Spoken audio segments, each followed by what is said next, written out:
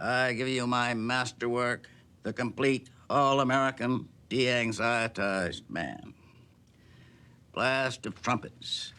The man is carried in naked by two Negro bearers who dropped him on the platform with bestial, sneering brutality. The man wriggles. His flesh turns to viscid, transparent jelly that drifts away in green mist, unveiling a monster black centipede. Waves of unknown stench fill the room, searing the lungs, grabbing the stomach. It tastes disgusting, even without the detailed, but always callous homosexual scenes in the bogus highbrow filth you attack is life denying, spiritually as well as physically. I can scarcely be accused of shirking tasteless to an almost incredible. But I do not wish to spend the rest of my life with my nose nailed to other people's lavatories. Without the shocks and the stench, there would be nothing much left. It is not possible to base great art on the sexual organs and on the alimentary It tract. seeks to sicken, making the imagination For heaven's vomit. sake, let us leave morals to the moralists and carry on with the job of learning to evaluate art as art.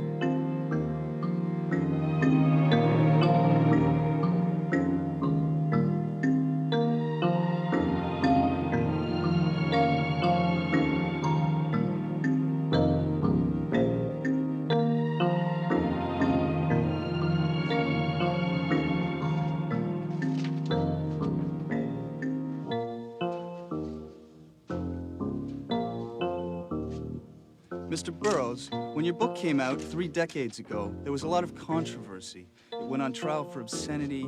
Do either you or Mr. Cronenberg foresee having any kind of problem like that with the film version? Well, I certainly don't foresee anything of the sort, having seen the script. Now, having had maybe more direct contact with film censors, have to say that you really can't second guess the mind of a censor. But in terms of having the same impact as the book, no, I can't imagine reproducing that. I think a lot of what was completely unacceptable in '58, let's say, is only somewhat unacceptable now. Sometimes you're forced to think about it because studios and banks say, this is too extreme, too bizarre. Or an actor comes to you and says, what does this mean? Well, no, at least if an actor is talking to you, it's good, you know. I've had the experience where I couldn't even get on the phone with anybody. Mr. Burroughs, are there any parts of the novel you regret not being able to see on film? No, because, as I say, you have to limit your expectations very, very drastically. I mean, I wouldn't expect to see any more than a tiny fraction on film. Couldn't expect to see. Is that all that's left? Just a tiny fraction? Well, of course.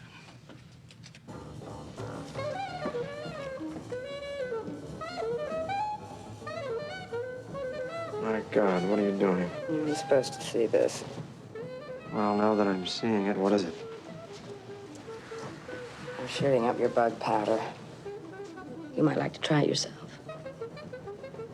Or you might not. I ran out in the middle of a job. You gotta stop using the stuff, Joan. They ration it out like snake bite serum. You just do what everybody else does. Cut it with baby laxative. Roaches will shit themselves to death. It's the best job I ever had. If I run out again, I'm finished.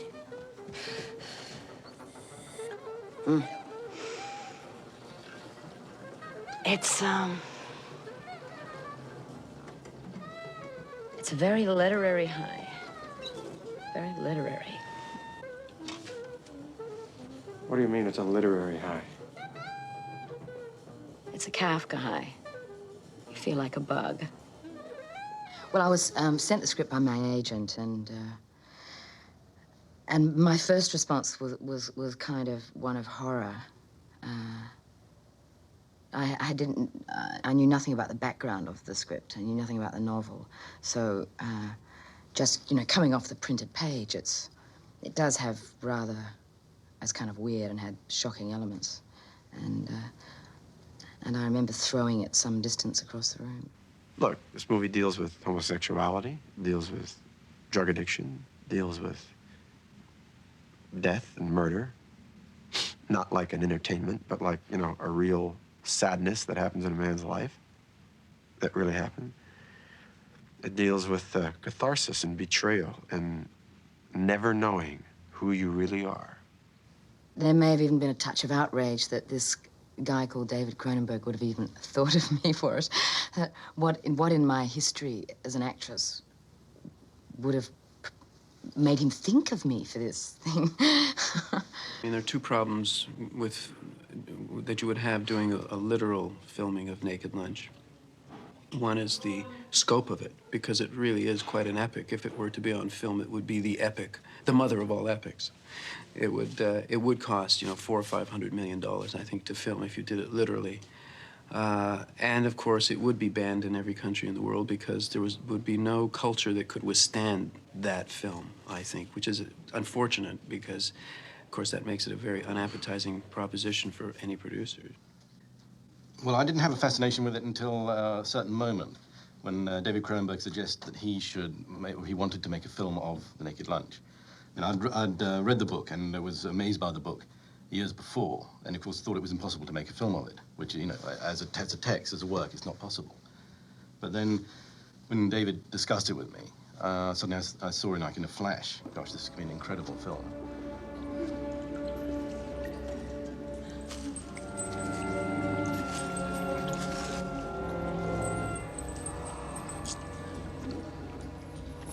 Joan. Joan. Bill. Oh, Bill.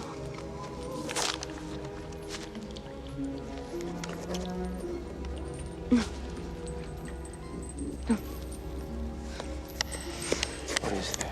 What are you writing? I'm writing. All is lost. All is lost. It's all I've ever written. Burroughs' main way of communicating with people was to write what he called routines to them, or even would speak them to them, which were like strange little stories taken to their absolute exaggerated ends, a bit like the episodes in the Marquis de Sade, let's say, or Apollinaire's pornographic stuff. And the most famous of these in Naked Lunch are things like the talking arsehole routine, in which a man trains his arsehole to talk, and then the arsehole eventually seals over his mouth and lives a life of its own. Naked Lunch itself was really a collection of routines which he sent to Allen Ginsberg. Burroughs moved to Tangier in 1953 after having a brief, rather disastrous affair with Ginsberg in New York. And from then, for the next 5 years, he sent these routines enclosed with letters to Ginsberg from Tangier to New York. And Ginsberg, who had acted as his agent on his previous book, Junkie, an autobiographical novel about his days as a junkie in New York in the early 40s, had very carefully kept them with the idea of turning them into a book. This movie has, you know, it's funny in the strange way that Burroughs is funny. But it also works on a level that Naked Lunch doesn't work on, the book, on a sort of very human, emotional level, which was Burroughs' choice not to do.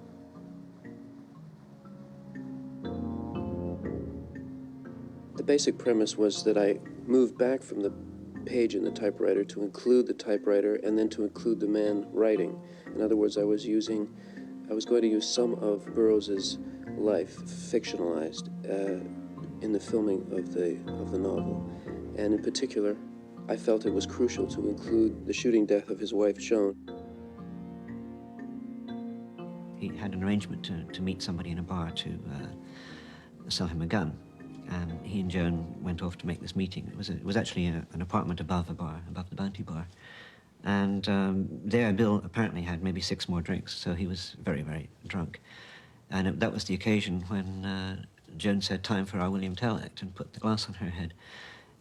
Although, as Bill later says, they'd never done this before, so I mean, there was no William Tell Act. And also, it was complete madness to shoot a glass off someone's head in a crowded room with glass flying everywhere. But he was very drunk, and he, although normally a very good shot, he missed and hit her between the eyes, and that was that. I guess it's about time for our William Tell routine.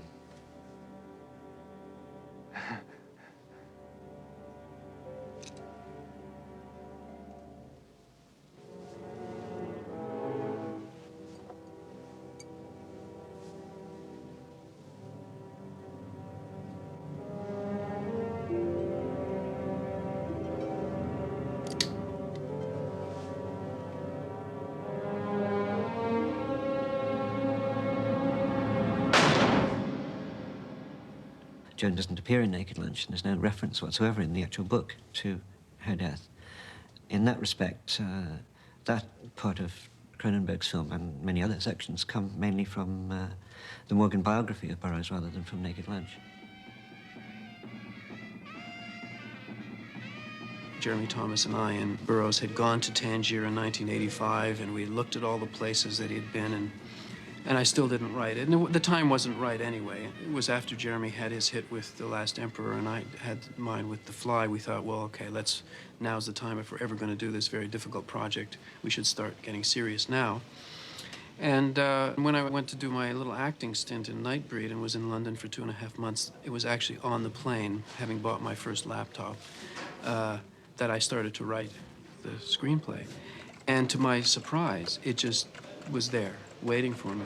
It just flowed, no problem. It was easy.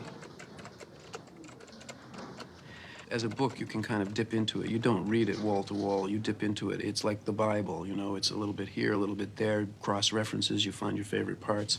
Or perhaps the I Ching, you know, you look in it when you need it and you find something in there. I knew that I wanted it to have narrative cohesiveness. It wasn't just because it's going to be a movie that costs X million dollars and therefore it has to have those things. It was my desire to do that. I wanted to do that.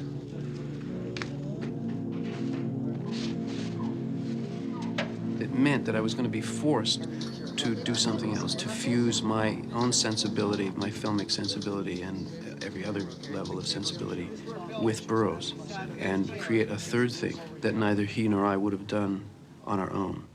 It's sort of like the Rubaiyat of Omar Khayyam. Borges has written a wonderful little critical essay on that poem, and saying that the English translator, Fitzgerald, I think, was no good as a translator. His translation of the Rubaiyat is very faulty, and Khayyam was actually not a very good poet. But somehow, over the span of 9 centuries, they combined to make this little gem of a poem which would never have happened otherwise, and never did happen with either one of them separately. And so in a way, I'm hoping that that's what, I feel that that's what's happening here. It's like the two of us fusing in the telepod of The Fly, you know, and I'm probably The Fly. Burroughs will have to say is Seth Brundle, he's bigger. One of the things I said to him, for example, was, you know, I'm not gay. And so my sensibility when it comes to the sexuality of this film is going to be, I don't know what. I mean, I'm not afraid of that, but on the other hand, it's not innately me. And I'm going to probably want women in the film, you know, because it's just what I'm going to have there, more than you have in Naked Lunch. I don't know what'll happen. And I got my blessings from the Pope. He said, fine, you go do it, you know. I mean, really, he's the last person to try and censor you. There's cases where one picture is worth 3 pages of words, and then there are things you can do in words that you can't do in film at all. Well, take some of the great passages of English prose, like the end of The Great Gatsby, or The Dead in James Joyce, and also The Sheltering Sky. The real end of The Sheltering Sky is magnificent. But you can't do that with film. Well, you know, The Naked Lunch was the problem. I mean, the very title of the book, Naked Lunch, that was the problem. And obviously, most of the people I was dealing with have not read the book. And a lot of them, I avoided them reading the screenplay until it was completed. All of the various effects had been made, and there was something that could be understood a bit better. Maybe I flowered it up a bit, the descriptions. And then a lot of people loved it. You know, then suddenly the fear of Naked Lunch had gone, and it became a movie. The first screenplay was more extreme than what we're shooting now. It's just it's all down to a choice of what you choose to do, what sort of movies you choose to make, and what sort of material that you like, what appeals to you, with a mix of people that you like. You are, as an independent producer, you're sort of in charge of your own destiny. Those that didn't want to be involved in it said, you're completely mad. And those that liked it invested. I only lost one person. I only lost one of my regular group of people. Not bad.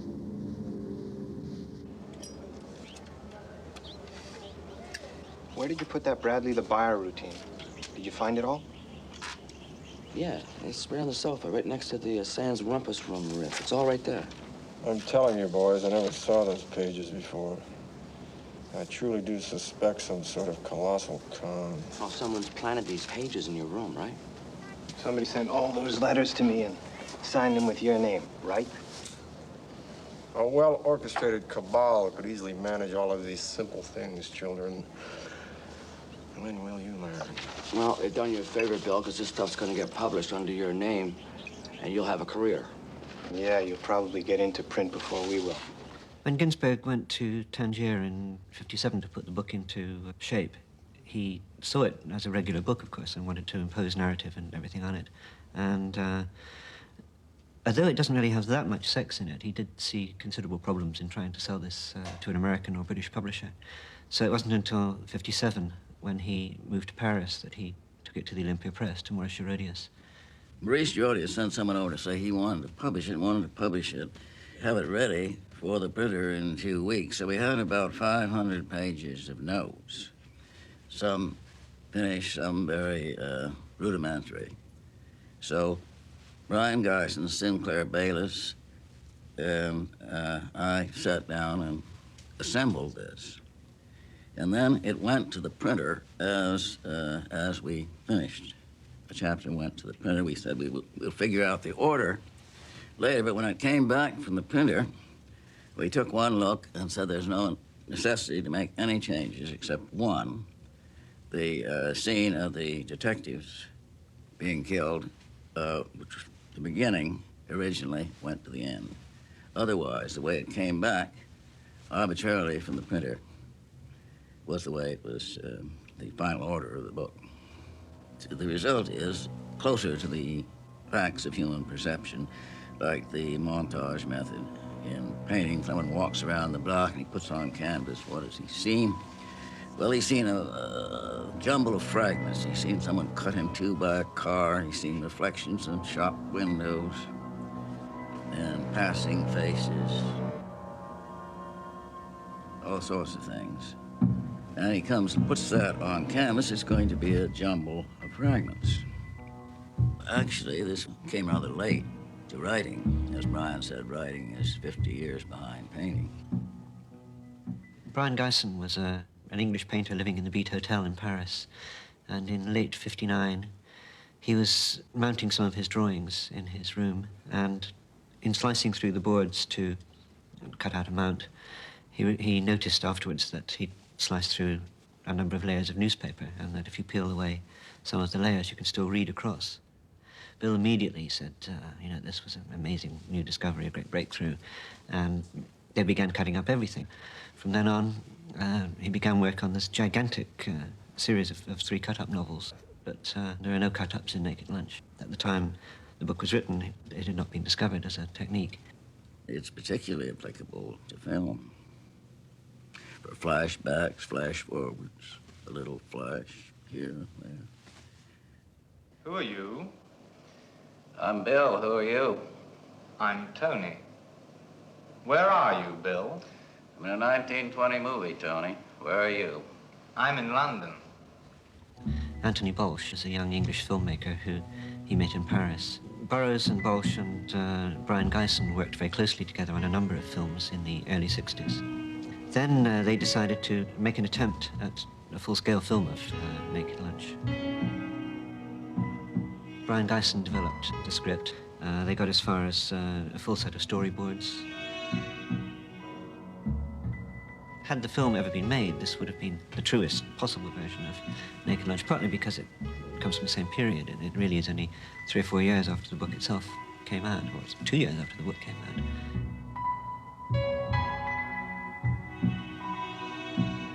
Well, no, there have been a number of people over the years who wanted to make the film, a number of sort of notable filmmakers who have wanted to make it over the years, but just haven't managed to crack the idea of how to do it. I think it was the sort of Eisenhower-era repression, cultural repression anyway, that I felt, and of course being in Toronto, felt it even more than you might feel in, let's say, Chicago or New York, but it was everywhere, I think. That was one of the reasons I think that I was drawn to the underground, because it said forbidden things. It said that these things exist, sex exists, jazz exists, and then ultimately rock and roll exists. I found myself drawn to two writers in particular. One was William Burroughs, and the other one was Vladimir Nabokov. They are both beautiful stylists, each in his own way, and beautiful mimics.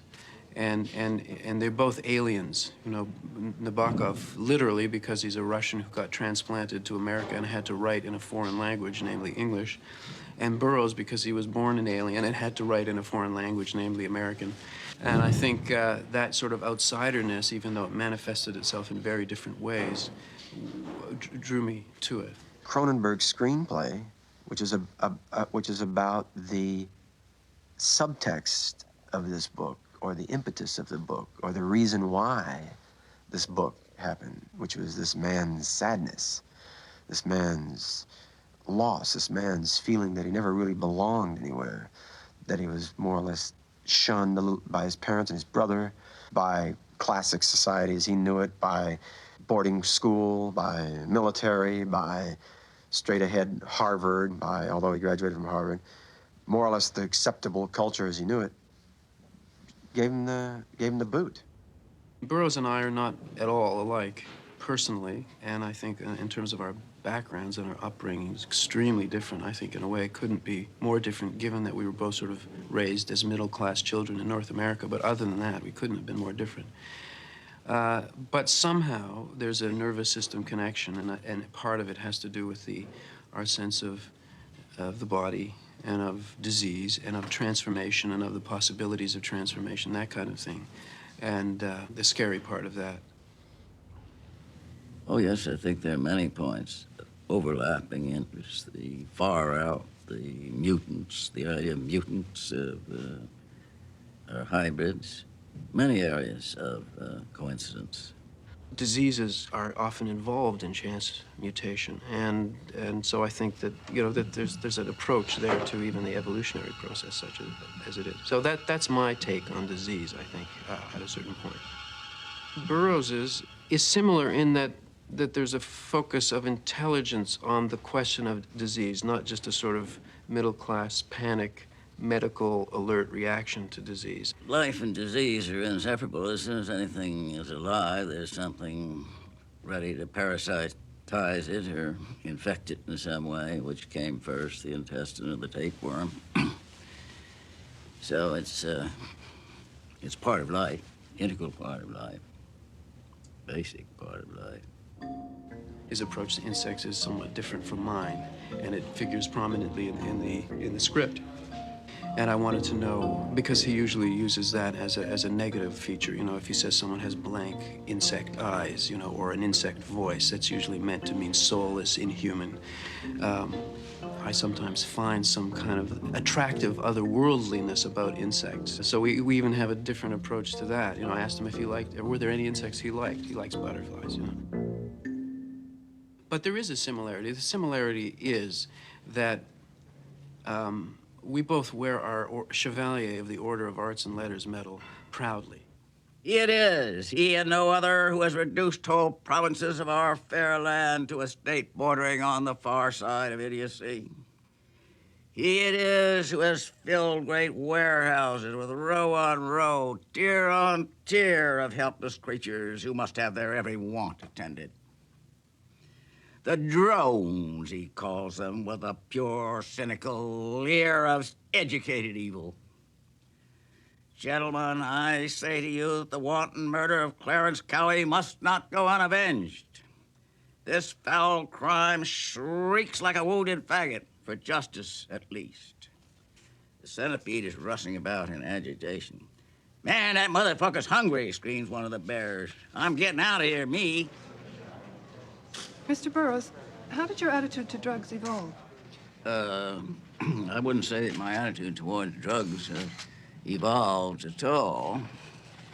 It's pretty much fixed that the whole drug problem started when they made drugs illegal.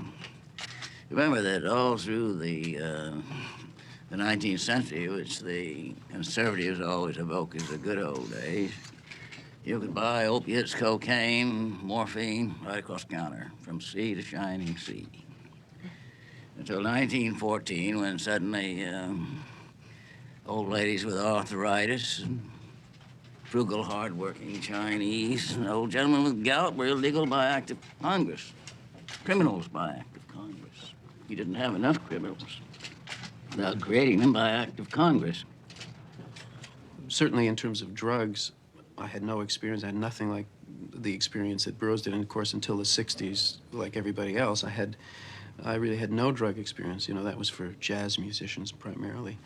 And yet, as a metaphor for control and addiction, it was very understandable to me. Say, Bill, do you think you could rub some of this powder on my lips?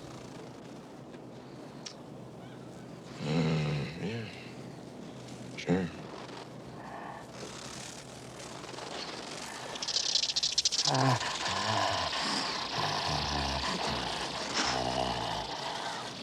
Well, now, as you might have expected, I have instructions for you from Control. It's about a little woman. What? A little woman. Your little woman. Your wife. So I think that the hallucinogenic drugs definitely make areas, psychic areas, available to the writer that can be very valuable. Once having been there, you can reach the area without drugs. That is, the hallucinogenic drugs make you more aware of your surroundings and also more aware of your inner areas, your visions, your psychic visions. The opiates being actually painkillers, that is, they blunt awareness of inner and outer perception, can to some extent deaden awareness depending on how much is used. But the hallucinogenic drugs are, I think, even useful. I've seen lots of good to come from pot and LSD. I used a lot of cannabis when I was writing Naked Lunch in Tangiers. Cocaine just seems to make people garrulous and unintelligent. I don't like it myself. I hate anything that makes my hand shake. Without drugs, Burroughs would not have produced the same book. There's no question of that. But I think without drugs, very little postmodern or very little modern literature would have existed, whether it's addictive drugs or soft drugs or alcohol. I think in Burroughs' case, he's made a scientific study of the taking of drugs and knows precisely what effects they will have and how to use them in order to produce these effects. So in his instance, he's used them very productively. And his introduction to Naked Lunch is still the white paper. It's the Bible on drug addiction and how to 86 it, get rid of it. And then he goes into describing horror stories of beings called mugwumps sitting on bar stools and glycerin bars all over the world, you know, selling instantly addictive drugs that you can turn on to immediately and it turns you into raving madmen. Well, that's happening now in New York City, man. I mean, crack has turned suburban New York into lunacy already. But people reading this in 1961 said, wait a minute, you know, drugs are a thing of Times Square. They're a thing of the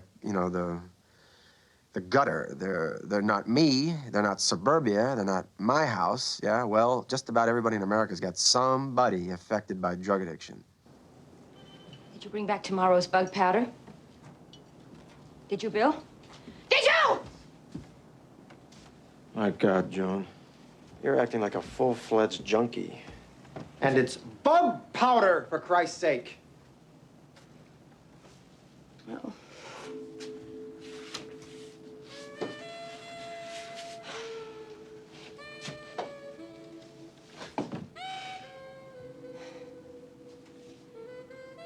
I do have a little bit of a habit, yes, hon.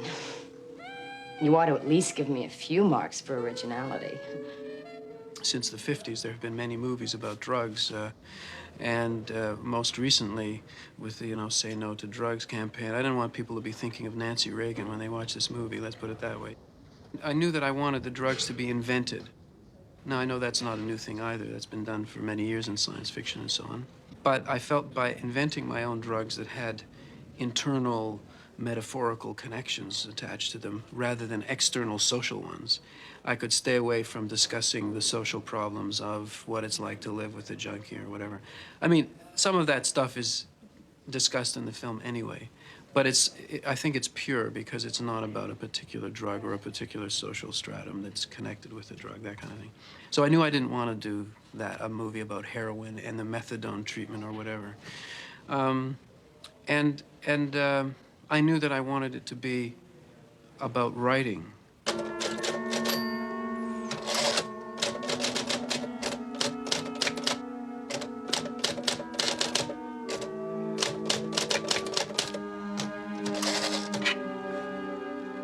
See, wake up. This is no time to doze off like a freckled-faced boy on a fishing raft. When you see the list of movies that have been made about writers, it's really quite extensive. Everybody from F. Scott Fitzgerald to Dashiell Hammett to Kafka.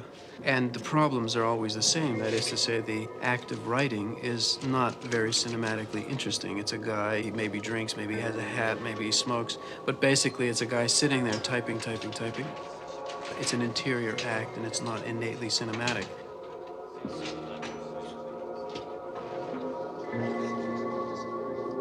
I think in order to really convey the experience of writing to someone who hasn't written, you have to be quite outrageous. Okay, now, first sentence is, homosexuality is the best all-around cover an agent ever had. Ah, come on, Bill. Don't be such a pansy. Be forceful. Hurt me.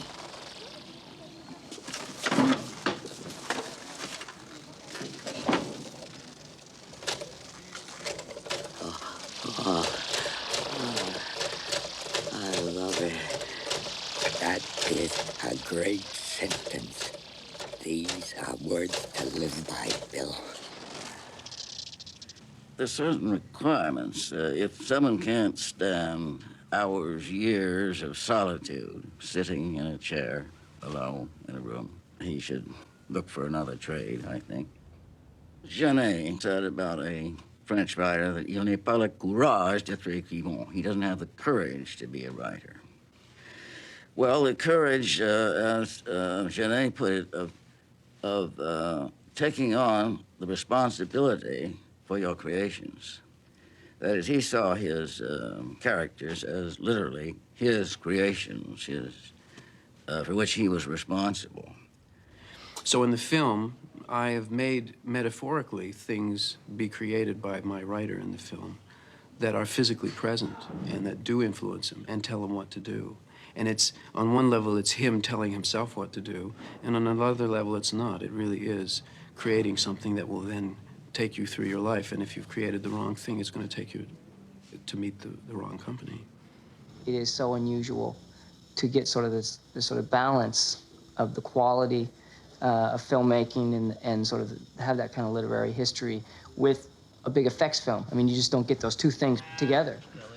Our Clark Nova typewriter that he relates to for about 3 or 4 different scenes is a character that we meet. You know, he has a relationship with him, and then he dies. I mean, we literally sort of go through this arc, and he has to be a real character. And the puppeteers all have to know the character and get involved in the character. Leaving, I think, actually. Okay, open them up. There's some in my front box, but I can't get Give me some dialogue. Excuse me. That's beautiful.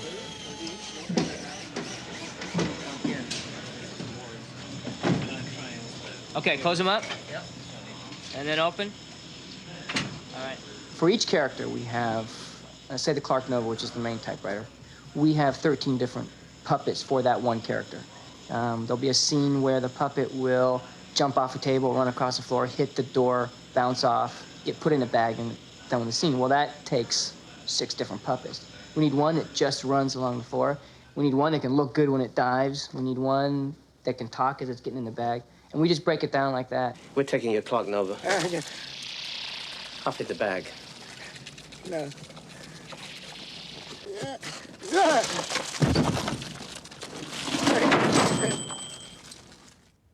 Anything that disturbs the status quo is dangerous in a totalitarian society.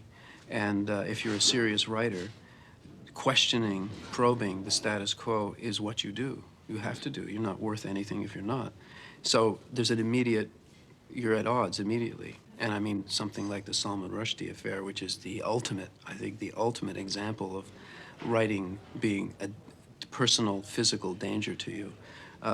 But it's not a surprise. You think, my God, why haven't people done that before? You know, just put out a hit order on a writer to be carried out anywhere in the world, and you've immediately destroyed his life. I think Burroughs thinks that if the Ayatollah had gotten to read Naked Lunch in translation, he would be on the hit list, too. In Russia, even before the communists, the emphasis was always on political rather than sexual, but they're also very strict on sexual censorship in Russia at the present time. I think, in a sense, all censorship is then political. It has to do with control of thought. And also this strange schizophrenia in Western society, whereas there are some classes that can't talk without using all sorts of four-letter words. You know, I walked down the fucking street and saw a fucking broad and went into the fucking park and had sexual intercourse with her. That is the idea that these words are not in common use is absurd.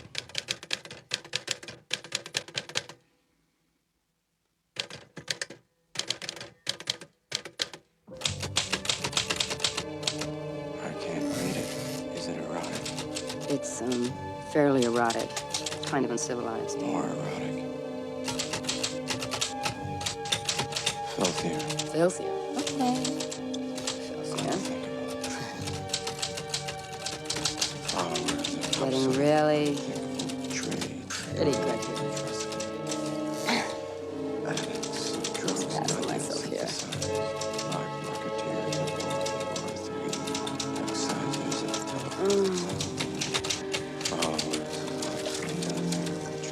Oh, this is very good. This is very, very dirty.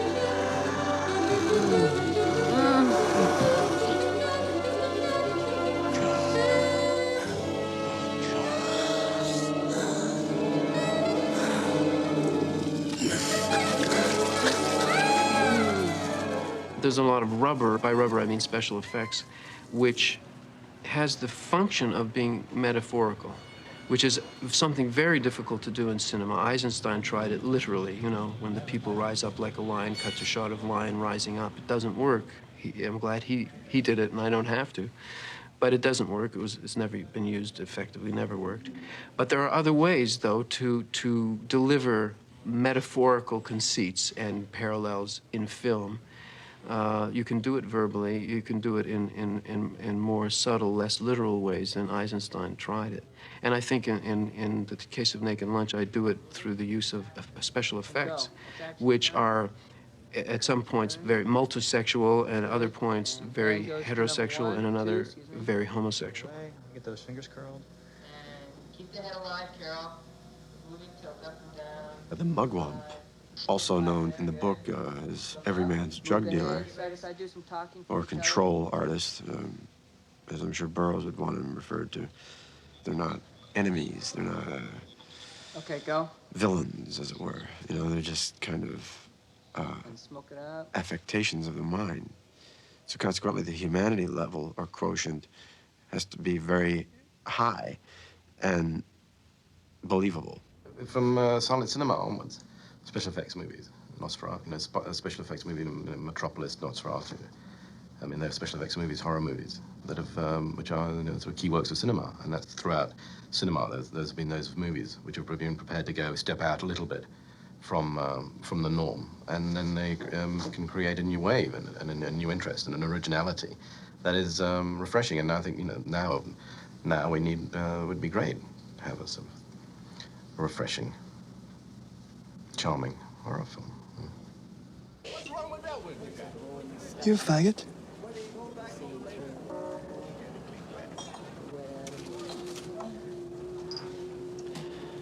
Not by nature, no. I'm not. I wouldn't say faggot, no. However, circumstances have forced me to consider the possibility that... I'd like you to meet a friend of mine. He specializes in sexual ambivalence. Sexual ambulance, did you say?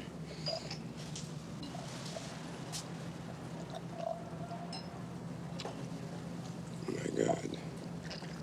He's called Mugwump. No point in feigning surprise. You knew we would be getting in touch with you. Why else would you come to a waterfront dive like this? Why else? I suggest the Clock Nova Portable. It has mythic resonance. Clock Nova. What, typewriter? Suggested for what? For your report from Interzone, of course. Handwriting is not considered professional. Some people were perhaps concerned about the homosexual elements in the script, but I don't think there's anything untrue that's depicted in the film. There's a lot of pain in it.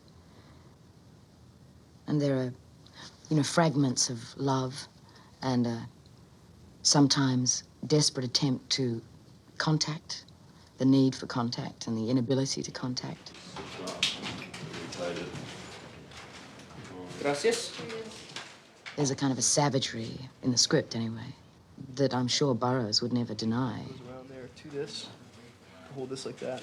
But the film's certainly not trying to bash queers or, you know, put down the homosexual world at all.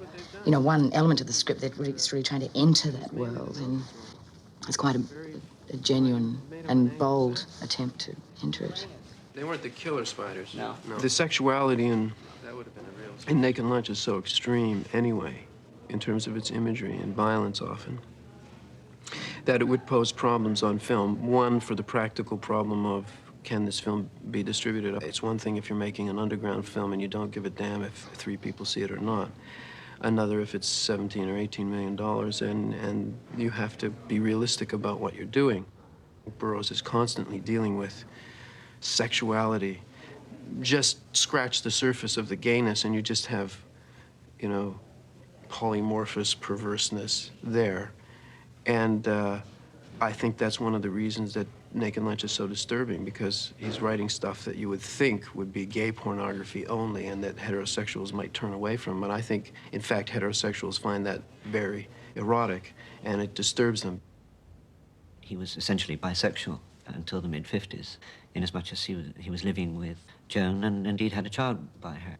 I think after her death, he unconsciously tried to distance himself from women, maybe partly to cover up the guilt of killing her or whatever. And towards the beginning of the 60s, particularly 1961, he had developed a very complicated idea in which women were agents for a trust of giant insects on another galaxy. And as such, were entirely separate species and not even of this planet.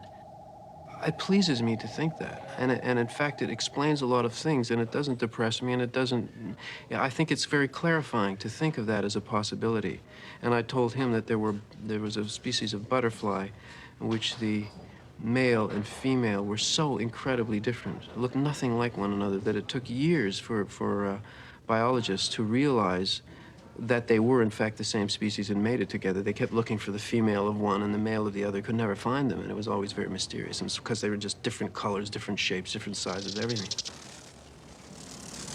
When you bugs first approached me, one of your associates suggested that Joan was possibly not human. What did he mean by that? Women aren't human, Bill. Or perhaps more precisely, they're different species from men, with different wills and different purposes on Earth. You know this instinctively, Bill, and it's your instincts that make you such a good operative. I'm talking about Joan. If Joan Lee wasn't human, what was she? Well, Joan was a special case. Joan was an elite corps centipede.